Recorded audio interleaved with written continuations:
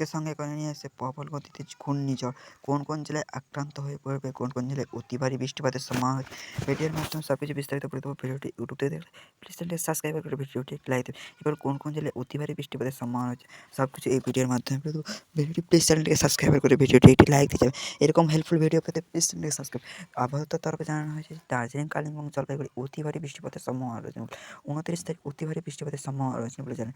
এর আজকের গুরুত্বপূর্ণ খবর নিয়ে চলে এলাম আলিপুর আবহাওয়া দপ্তর তরফ থেকে জানানো হয়েছে যে 29 তারিখ অতি ভারী বৃষ্টিপাতের সম্ভাবনা জানিয়ে দিলেন আলিপুর আবহাওয়া দপ্তর। এবং তারই সঙ্গে থাকবে ঘন কুয়াশা এবং তার সঙ্গে থাকবে শীতের আমেজ।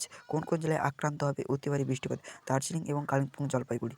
29 তারিখে থাকবে অতি ভারী বৃষ্টিপাতের সম্ভাবনা জানিয়ে দিলেন আলিপুর আবহাওয়া দপ্তর থেকে। তারই সঙ্গে থাকবে শিলাবৃষ্টি এবং তুষারপাতের সম্ভাবনা দার্জিলিং এবং কালিম্পং অতি ভারী বৃষ্টিপাতে। এবং তারই সঙ্গে থাকবে এই শিলাবৃষ্টি।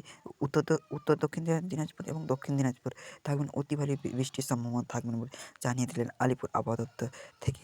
এবং তারই সঙ্গে থাকবে অতি ভারী বৃষ্টিপাতের সম্ভাবনা কোন কোন জেলায় আক্রান্ত হবে, দার্জিলিং, কালিম্পং, জলপাইগুড়ি, আলিপুরদুয়ার, কোচবিহার এবং দক্ষিণ দিনাজপুরে অতি ভারী বৃষ্টিপাতের সম্ভাবনা থাকবেন বলে জানিয়ে দিলেন লাইভ প্রমাণ শূন্য আলিপুর আবহাওয়া দপ্তর থেকে।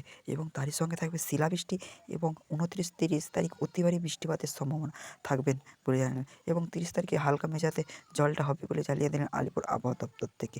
এবং তারই সঙ্গে থাকবে হালকা মেঝারি বৃষ্টিপাত একবারে 29 তারিখ অতি ভারী বৃষ্টিপাতের সম্ভাবনা থাকবেন বলে, 30 তারিখে হালকা বৃষ্টি কাটবে বলে জানিয়ে দিলেন। এরকম ভিডিও হেল্পফুল ভিডিও পেতে প্লিজ চ্যানেলটাকে সাবস্ক্রাইব করে রাখবেন।